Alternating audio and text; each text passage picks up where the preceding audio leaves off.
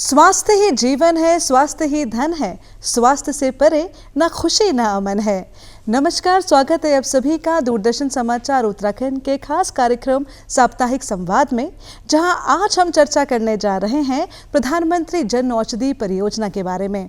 और इस विषय में चर्चा करने के लिए हमारे साथ स्टूडियो में उपस्थित हैं डॉक्टर आशुतोष सयाना जी, जो कि हैं डायरेक्टर मेडिकल एजुकेशन उत्तराखंड, और साथ में हैं श्री मुकेश अग्रवाल जी, जो कि हैं डिस्ट्रीब्यूटर जन औषधि केंद्र उत्तराखंड। तो आइए होते हैं उनसे रूबरू। नमस्कार। नमस्कार। नमस्कार। दूरदर्शन समाचार उत्तराखंड के स्टूडियो में आपका और इस कार्यक्रम में आपका हार्दिक स्वागत है। धन्यवाद आपका भी। जैसा कि हम सभी जानते हैं कि स्वास्थ्य हमारे जीवन में बहुत अहम भूमिका निभाता है, और इसी के लिए जो हमारी भारत सरकार है और राज्य सरकार है, वो भी हमारे जो समाज है उसके विकास के लिए और आम जनमानस की प्रगति के लिए भी स्वास्थ्य के क्षेत्र में बेहतरीन से कार्य कर रही है। और इसी सोच से जन्म हुआ प्रधानमंत्री जन औषधि परियोजना का। तो आइए पूछते हैं डॉक्टर सयाना जी से कि आखिरकार ये परियोजना क्या है। जी हाँ, सबसे पहले दूरदर्शन का बहुत बहुत धन्यवाद यहाँ पर आमंत्रित करने के लिए। प्रधानमंत्री जन औषधि परियोजना ये एक भारत सरकार की महत्वपूर्ण और महत्वाकांक्षी योजना है, जो पिछले कई सालों से ये भारतवर्ष में ये योजना चल रही है, और इससे मरीजों को काफ़ी जो है उपचार में सहायता मिली है। जहाँ पर कम दाम में ये दवाइयाँ हर चिकित्सालय में उपलब्ध हो जाती हैं, और गुणवत्ता के रूप में अगर देखें तो कहीं भी किसी भी जो है ब्रांडेड दवाइयों से जो है कम नहीं होती हैं। जी डॉक्टर आशुतोष, अभी आपने ब्रांडेड मेडिसिन की बात की। पूछना चाहूँगी मुकेश जी से कि आखिर ये अंतर एक ब्रांडेड मेडिसिन में और जेनेरिक मेडिसिन में अमूमन क्या अंतर होता है? पहले तो मैं धन्यवाद देता हूँ कि आपने यहाँ आमंत्रित किया हमें। देखिए, कुछ लोग होते हैं, ऐसी परिकल्पना हो जाती है जेनेरिक में और उसमें फ़र्क कुछ नहीं होता। हमारे इतने वरिष्ठ डॉक्टर्स यहाँ पीछे बैठे हुए हैं, वही बताएंगे आपको कोई फ़र्क नहीं होता। पर ब्रांडेड दवाई एक नाम से आती है, और जेनेरिक दवाई में इसका दवाई का सॉल्ट होता है, जो कि हमें देखना पड़ता है। वो उसी प्रकार से किया जाता है। डॉक्टर्स अगर सॉल्ट लिखेंगे तो सॉल्ट की दवाई मिलेगी डॉक्टर को, मरीज को, और अगर वो ब्रांडेड लिखेंगे तो ब्रांडेड मिलेगी। बस मैं यही कहना चाहूँगा कि इसमें कोई फ़र्क नहीं होता, बिल्कुल गुणवत्ता ही वही रहती है, सेम चीज़ वही रहती है। जी हाँ, जहाँ तक जेनेरिक और ब्रांडेड की बात मैं थोड़ा सा और बढ़ा दूं आगे।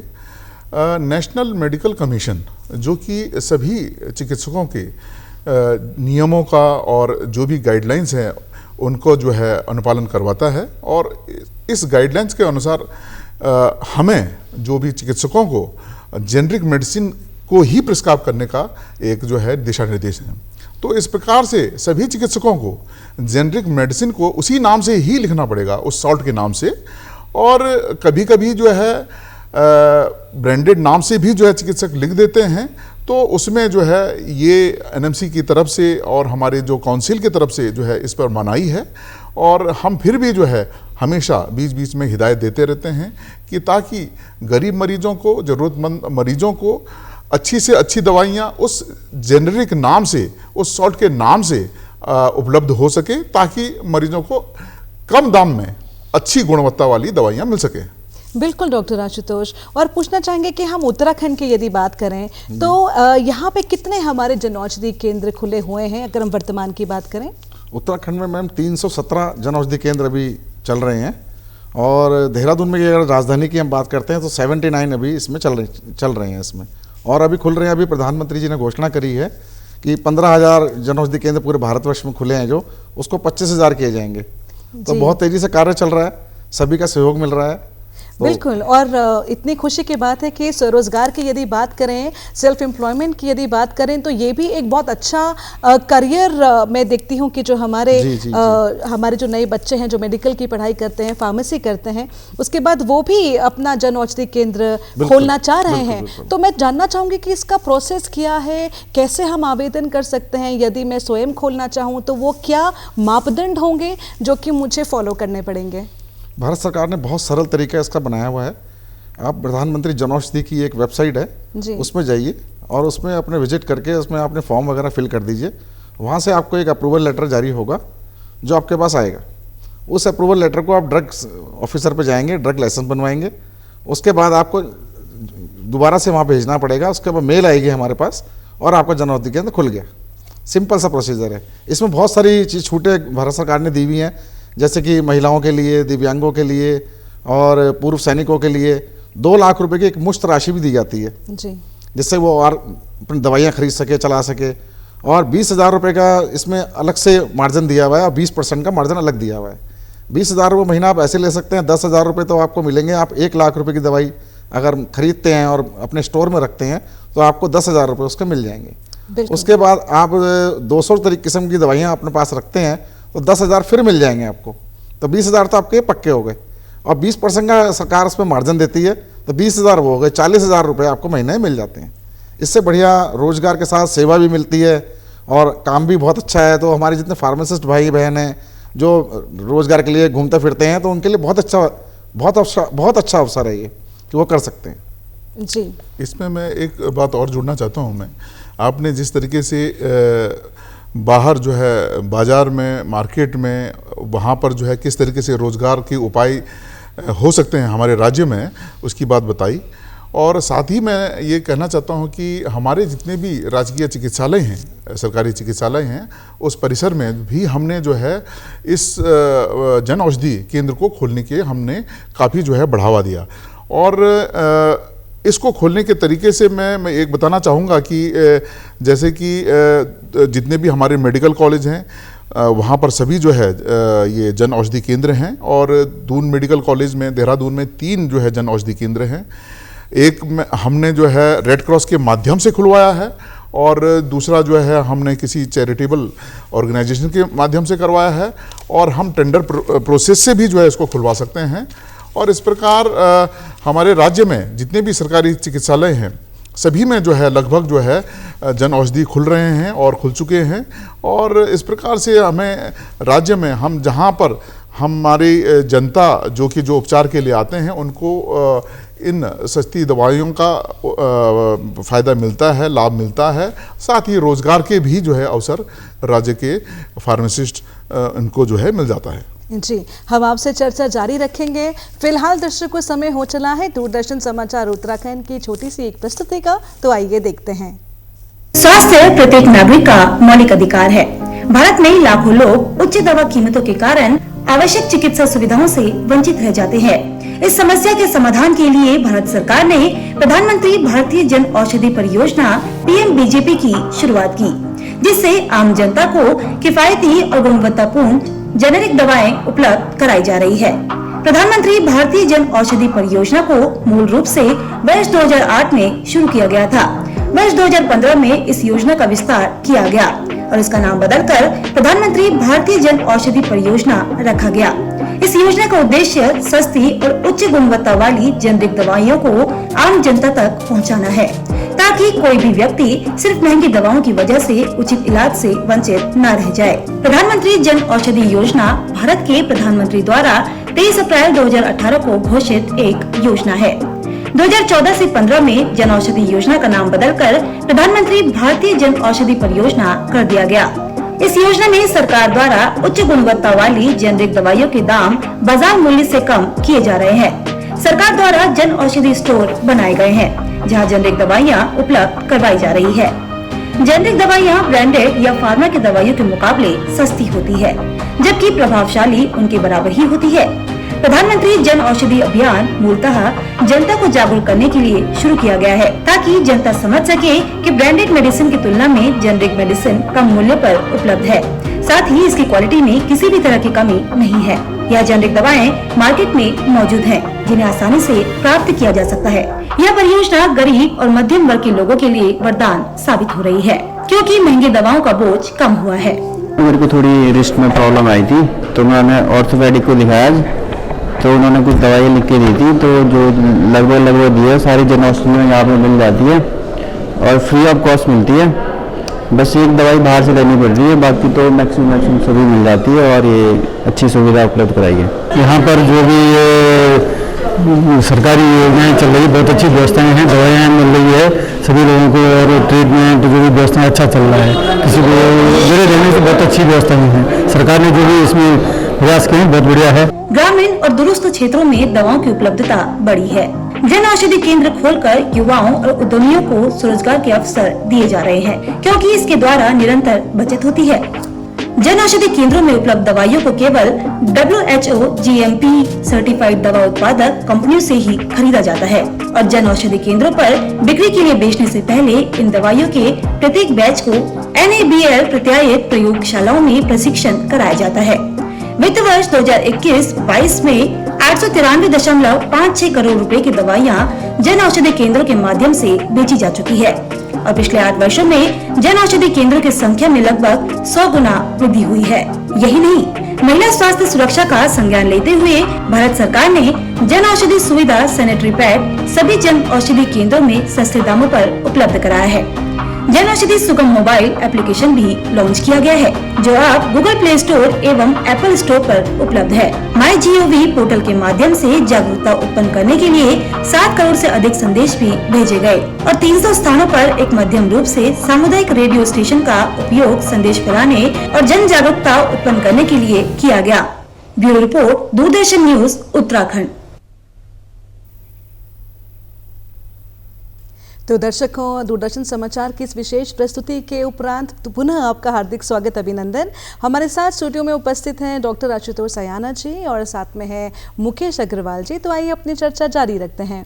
डॉक्टर सयाना, पूछना चाहेंगे कि आज की जो सोसाइटी है वो हमेशा ब्रांडेड के पीछे दौड़ रही है, तो किस तरीके से हम आम जनता को अवेयर कर सकते हैं कि हमें जेनरिक मेडिसिन की ओर जाना है? वो एक विश्वास जो है, जो ट्रस्ट है, वो कैसे हम जनता के बीच में डेवलप कर पा रहे हैं?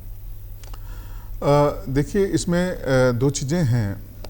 जहाँ तक ब्रांडेड और जेनरिक की बात करी जी। वो मैं जैसे पहले बता चुका हूँ कि जो मेन सॉल्ट होता है और उसको जो है हम आम भाषा में जेनरिक के नाम से जो बोलते हैं और उसी को हम प्रमोट करने की कोशिश करते हैं समस्त चिकित्सकों को, और ये सभी जो है नियमों में जो है ये मौजूद है। और जहाँ तक जो है ब्रांडेड की बात है, क्योंकि बहुत सारी कंपनीज अपने जो है प्रचार प्रसार के लिए अलग अलग नामों से वही जो है सॉल्ट, वही जो है जो दवा है, जो मूल तत्व है उसका, वो उसी को जो है विभिन्न प्रचारों के माध्यम से और उससे जो है मार्केट में प्रमोट करती है। तो जनता के बीच में, रोगियों के बीच में ये इस अवधारणा को जो है बिल्कुल जो है मिटाना होगा कि ये दोनों जो है जो डॉक्टर लिखते हैं इसमें भेद करना जो है सही नहीं है, और जो भी डॉक्टर लिखते हैं और उसका जो मूल तत्व बिल्कुल सेम है और उसी मरीज जो है अगर उनको लेता है तो कोई ऐसा दुष्प्रभाव और सेम जो है वही जो है ट्रीटमेंट में असर वह दिखेगा। जहाँ तक बात है कि हम किस तरीके से और प्रमोट करें, हमने सभी सरकारी चिकित्सालयों में जन औषधि के केंद्र बनाए हैं और वहाँ पर जो है बोर्ड लगा रखे हैं और वहाँ पर इस विषय को जो है हम जो है बार बार प्रचारित करते हैं और अपने चिकित्सकों के बीच भी हम ये सुनिश्चित करते हैं कि जो है ये जन औषधि की दवा हमारे परिसर में मौजूद है और यहाँ पर अमुक अमुक दवाइयाँ जो है यहाँ पर मौजूद हैं, और वो दवाइयाँ जो कि हम जो है अपने जो है विभिन्न तरीकों से जो है हमारे जो सरकारी चिकित्सालय हैं उनको किन्हीं कारणों के से जो है अगर नहीं अवेलेबल कर पाते हैं, उनकी उपलब्धता में सुनिश्चित नहीं हो पाती है सभी दवाओं से, तो इस तरीके से मरीजों को जो है उसी परिसर में और वहीं पर जो है दवा उपलब्ध हो जाती है। तो इस प्रकार की व्यवस्थाएं हम जो है सुनिश्चित करते हैं। साथ ही जितने हमारे जो ट्रेनी डॉक्टर्स हैं जी, MBBS के दौरान जो है हम पढ़ाते हैं जब जो है, तो एक फार्माकोलॉजी एक विषय होता है जिसमें दवाओं के बारे में ज्ञान दिया जाता है और इन दवाओं को जो है किस प्रकार से प्रयोग किया जाना चाहिए, किस प्रकार से एक चिकित्सक को एक आदर्श प्रिस्क्रिप्शन जो है लिखा जाना चाहिए और किस तरीके से जो है दवाओं को जो है हम लिखते समय उन दवाओं के मूल तत्व जो चाहे जो हम उसको जेनरिक नाम बोलें, चाहे उसको जो है सॉल्ट का नाम बोलें, उसी नाम से हम लिखें। तो ये हम अपने पाठ्यक्रम में उनको ये भी सुनिश्चित कर रहे हैं ताकि जो है हम जब फ्यूचर में जो है वो डॉक्टर बने आने वाले समय में, भविष्य में, तो इस चीज़ की सुनिश्चितता बनी रहे। तो इस प्रकार से मुझे लगता है कि जनता में इसकी जागरूकता बढ़ रही है और जन औषधि की जो है ये अवश्य ही जो है भारत सरकार की ये योजना हमारे उत्तराखंड राज्य में इसकी जो है इसका सफल जो है इसका जो है मूल रूप में समस्त जो है जनता को इसका लाभ मिलेगा। बिल्कुल डॉक्टर सयाना, और वास्तव में शिक्षा समाज की बहुत ही महत्वपूर्ण धुरी भी है। और जैसे कि आपने कहा कि मेडिकल एजुकेशन के टाइम पे ही यदि जो ट्रेनी डॉक्टर्स हैं उनको इसके बारे में बताया जाए और इस सिलेबस में इंक्लूड किया जाए तो मुझे लगता है कि काफ़ी इसका प्रचार प्रसार अपने आप हो जाएगा। लेकिन फिर भी डॉक्टर साहब, जो वर्तमान में जो अभी डॉक्टर्स हैं, कई ऐसे डॉक्टर्स हैं जो कि काफ़ी महंगी दवाइयाँ लिखते हैं और जनता के मस्तिष्क में होता है कि महंगा है तो अच्छा होगा। कहीं ना कहीं वो साइकोलॉजिकल माइंड में रहता है, कोई महंगी चीज़ है तो अच्छी होगी, शोरूम में है तो अच्छा होगा, सस्ता अगर नॉर्मल मार्केट से लेंगे तो वो नहीं लेना है। हालांकि वही चीज़ है, जितना मैं समझ पाई हूँ कि जो हमारी ये जन औषधि है वही सॉल्ट है, बस खाली वो टैग और ठप्पा किसी एक अच्छी बड़ी कंपनी का लग गया तो उसके दाम बढ़ गए। तो हमारे दर्शकों को मैं यही कहना चाहूँगी कि सिर्फ उस टैग का वैल्यू है, इसीलिए वो महंगी दवाइयाँ ब्रांडेड कहलाई जाती हैं, वही सॉल्ट है, उसका कॉम्पोजिशन वही है। और ताकि सरकार का, जो हमारी धामी सरकार है, उत्तराखंड की सरकार है, वो भी यही चाहती है कि जो हमारा स्वास्थ्य विभाग है वो बहुत ही एक कहते हैं कि जो अंतिम व्यक्ति है हमारे समाज का, उस तक भी गुणवत्ता वाली और कम दाम वाली दवाइयाँ पहुँचें। और इसलिए डॉक्टर सयाना जी भी जो हमारे बीच में है, उन्होंने भी यही बात कही। लेकिन मैं पूछना चाहूँगी डॉक्टर सयाना आपसे, तो क्या अभी कोई मॉनिटरिंग ऐसी पॉलिसी है कि डॉक्टर्स जो हमारे हैं, खास तौर पे हमारे प्रदेश के, कि वो हमारी जन औषधि केंद्रों को ही प्रिस्क्राइब करें? कैसे कोई मॉनिटरिंग बॉडी है? देखिए, इसमें हमारे जितने भी जो है सरकारी चिकित्सालय हैं, राजकीय चिकित्सालय हैं, सभी जगह लगभग जो है काफ़ी जो है चिकित्सालयों में जन औषधि की व्यवस्था है। पहले तो जो है सरकार जो है हर चिकित्सालय में निःशुल्क जो है दवाइयों का यहाँ पर जो है प्रावधान किया गया है और अधिकतर दवाएं जो है निःशुल्क जो है हमारी जो है चिकित्सालयों में जो उपलब्ध जो डिस्पेंसरी है निःशुल्क जो है मरीजों को मिलती है। किसी कारणवश अगर कोई जो है दवा उपलब्ध नहीं है या उसका स्टॉक खत्म हो गया है या जो है कोई जो है दवा जो है अगर जो है चिकित्सक बोलता है कि ये दवा जो है अवेलेबल नहीं है या नई आई है, नया सॉल्ट है, तो उसको हम जो है इसकी सुनिश्चितता ये करते हैं कि वो जन औषधि में जो है अवेलेबल हो, उसकी उपलब्धता जो है वहाँ पर हो और मरीजों को जो है हम इसके लिए जो है हम गाइड करते हैं, उनको जो है हम बताते हैं कि जो है वहाँ पर फला फला हमारे इस परिसर में ये जन औषधि की जो है दवा है, इससे लीजिए और ज़रूर इससे जो है फ़ायदा मिलेगा। और चिकित्सकों की जो है मॉनिटरिंग, समय समय पर जो है नोटिस निकलते हैं, समय समय पर जो है दिशा निर्देश निकलते हैं कि अमुक दवाइयाँ चिकित्सालय के निःशुल्क डिस्पेंसरी में मौजूद हैं और अमुक दवाइयाँ जो है चिकित्सालय परिसर में उपलब्ध जन औषधि दवाओं केंद्र में जो है उपलब्ध है। तो इस प्रकार से जो है मॉनिटरिंग की व्यवस्था से और समय समय पर दिशा निर्देशों से जो है सभी चिकित्सकों को जो है इसका अवगत कराया जाता है और इसको चेताया भी जाता है। तो डॉक्टर सयाना, क्या ये टेलीमेडिसिन के साथ भी जुड़ी हुई है? टेलीमेडिसिन में जो भी हमारे दूरस्थ जितने भी चिकित्सालय हैं, जैसे प्राइमरी हेल्थ सेंटर्स हैं, सब सेंटर्स हैं, वहाँ पर जो है टेलीमेडिसिन की व्यवस्था जो है उत्तराखंड राज्य सरकार ने की है। और जितने भी जो है मेडिकल कॉलेज हैं हमारे 4 जो संचालित हैं, Almora medical college, Doon medical college, Haldwani medical college, Srinagar medical college और एम्स ऋषिकेश, और यहाँ पर जो है इन टेलीमेडिसिन के माध्यम से जो है समस्त दूरस्थ जितने भी चिकित्सालय हैं वहाँ पर अगर कोई रोगी जाते हैं और उस टेलीमेडिसिन सेंटर से डॉक्टरों से परामर्श के उपरांत हम जो है उनको जो है उपचार कर सकते हैं। और एक जो है जो संजीवनी जो है इसमें ऑनलाइन की व्यवस्था है, इसमें भी जो है हम जो है सुनिश्चितता ये करते हैं कि जो भी ऐसे मरीज जो दूरस्थ क्षेत्र से हमारे टेलीमेडिसिन सेंटर से मेडिकल कॉलेजों से जो है जुड़े हुए हैं, उनको हम वही दवाइयाँ जो जेनरिक हैं, जो वहाँ पर उपलब्ध हो सकती हैं, जो कि हमारे या तो चिकित्सालय में उपलब्ध हो सकती हैं या चिकित्सालय के नियरेस्ट जो है नज़दीक निकटतम जो है जन औषधि केंद्र में वहाँ पर उपलब्ध हो सके, उसी नाम से, उसी जेनरिक नाम से, उसी सॉल्ट के नाम से हम उनको प्रिस्क्राइब करते हैं और वो वहाँ पर जो है लेते हैं।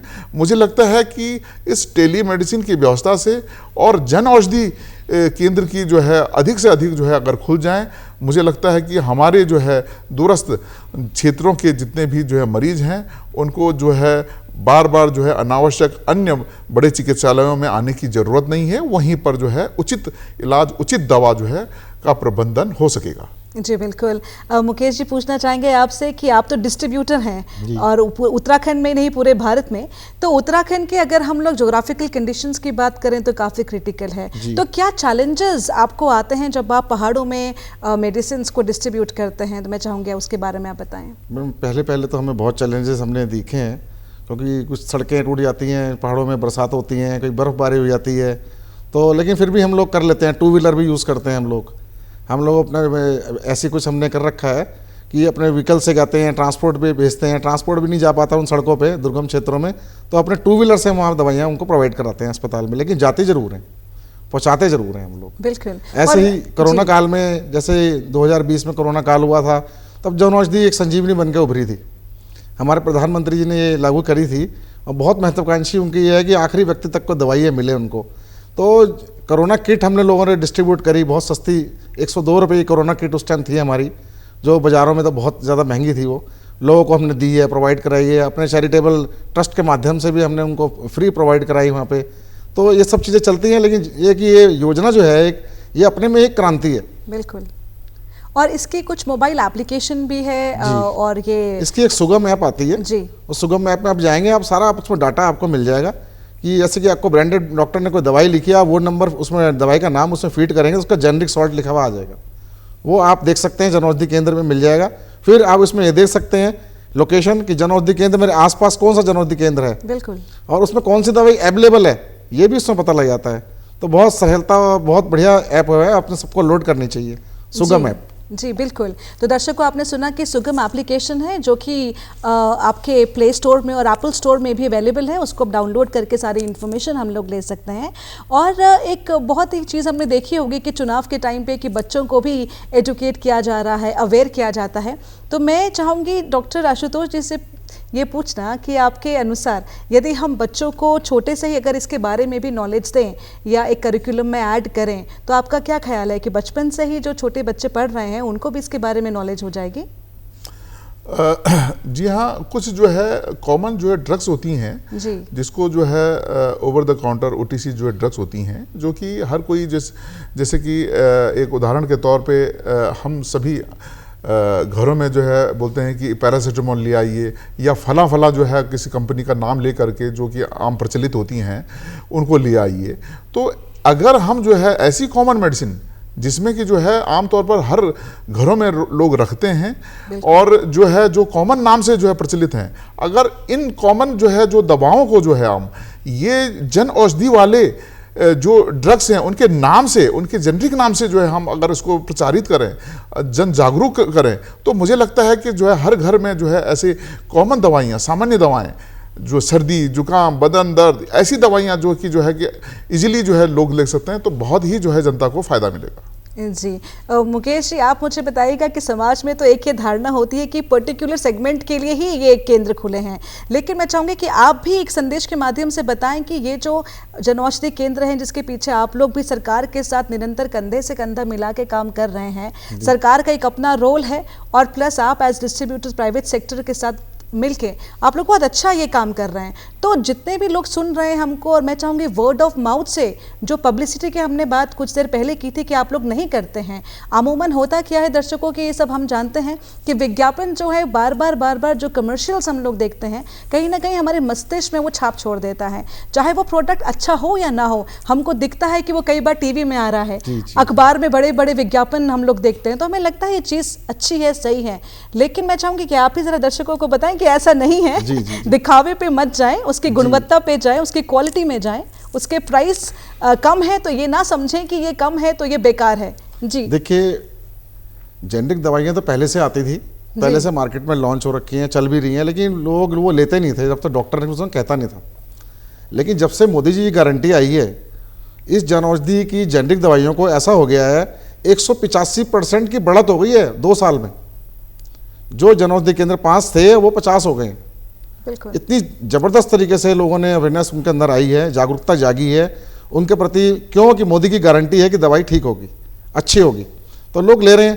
पहले ये था कि चलो कोई गरीब आदमी को दवाई मिल लेगी, अब उच्च वर्ग हो गया, मध्यम वर्ग हो गया, वो लोग भी हमारी मेडिसिन ले रहे हैं, अब बहुत अच्छी चलती है उनकी, उसको डॉक्टर भी मना नहीं कर पाते हैं, डॉक्टर भी बड़ा सहयोग कर रहे हैं हमारे साथ। और मुकेश जी, हमने देखा कि कोविड के टाइम पे भी जो मेडिसिन थी वो हमने दूसरे कंट्रीज को भी भेजी, विदेशों में भी हमने मेडिसिन भेजी। तो क्या हम आने वाले कुछ सालों में ये देख सकते हैं कि हम अपने जो जन औषधि केंद्र की जो दवाइयाँ हैं, जेनरिक मेडिसिन है, उसको हम विश्व पटल पर लेके जाएं? बिल्कुल बिल्कुल। ये प्रधानमंत्री जी ने ये जन औषधि जो हमारा सप्ताह मनाया गया था, इसमें अनाउंस किया था कि अभी श्रीलंका, मॉरिशस में तो ऑलरेडी हमारा जन औषधि केंद्र खुला है, तो जो हमारे मित्र देश हैं उनमें जन औषधि को हम पहुंचा रहे हैं।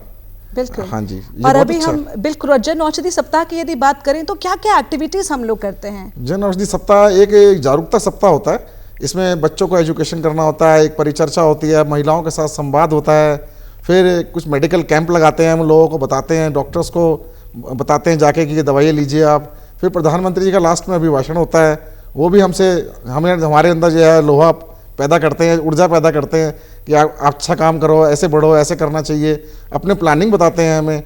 और मैं एक पहला प्रधानमंत्री देख रहा हूँ कि जो सीधा डायरेक्ट बात करता है।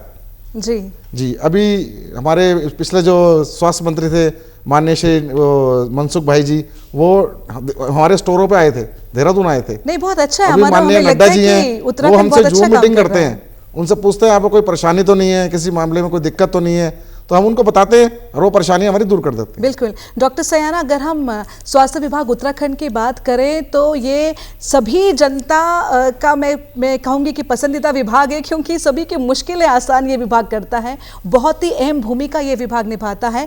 और हाल ही में कई सारे अवार्ड्स भी हमारे स्वास्थ्य विभाग को मिले हैं, क्योंकि उनके काम ही इतने अच्छे हैं। तो मैं चाहूँगी कि आप बताएं कि किस प्रकार से स्वास्थ्य विभाग हमारे जन औषधि केंद्र को बढ़ाने में अभी आने वाले समय में क्या कुछ नया करने जा रहा है, और किस प्रकार से जो हमारे स्वास्थ्य मंत्री हैं डॉक्टर धन सिंह रावत जी हैं, हमारे स्वास्थ्य सचिव हैं डॉक्टर आर राजेश कुमार जी हैं, और आप डायरेक्टर मेडिकल एजुकेशन हैं, तो ये जो टीम है, ये टीम ऑफ टैलेंटेड, मैं कहूँगी पूरे टैलेंटेड टीम है, हमारे उत्तराखंड के एक स्वास्थ्य में एक अलग दिशा दे रही है। जो क्या कहना चाहेंगे आप?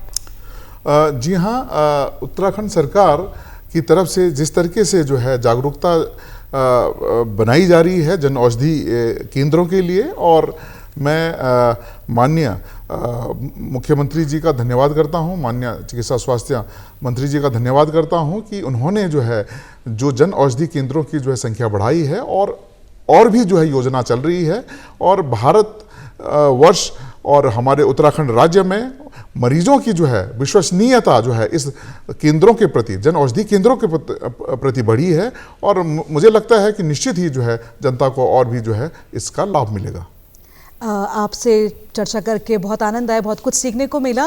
तो दर्शकों, इसी उम्मीद के साथ कि हम जल्द हाजिर होंगे, फिलहाल समय हो चला है हमारे आज के मेहमानों से विदा लेने का।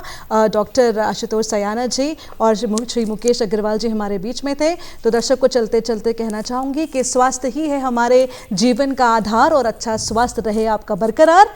नमस्कार।